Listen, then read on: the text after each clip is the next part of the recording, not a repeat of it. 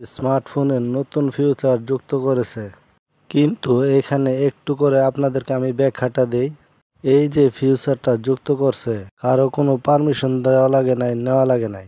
এখন কথা হচ্ছে, আপনার মোবাইলের যে গ্যালারিটা আছে সেটা কি সেভে আছে কিনা নিজে একটু বিবেক করে প্রশ্ন করে দেখে নিন। এই যে মোবাইলের গ্যালারিটা আছে, আমরা যারা অ্যান্ড্রয়েড সেট ব্যবহার করি, স্মার্টফোন ব্যবহার করি, প্রত্যেকটা মানুষের পার্সোনাল কিছু না কিছু থাকে। অতএব আপনার যে গ্যালারিটা আছে অবশ্যই একটু লক করে দেওয়ার চেষ্টা করবেন। ফিঙ্গারপ্রিন্ট কিংবা লক দুটা থেকে একটা দিয়ে যে কোনোভাবে এটা লক করে রাখবেন, কারণ বলা যায় না কখন কি হয়ে যায়। আমার কাছে এই নিয়ে 5-7টা সেট আছে।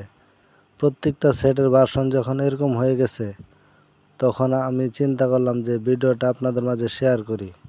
আপনাদের স্মার্টফোন যদি এরকম হয়ে থাকে অবশ্যই কমেন্ট করে জানাবেন ফিউচারটা কি সুন্দর হয়েছে কিনা।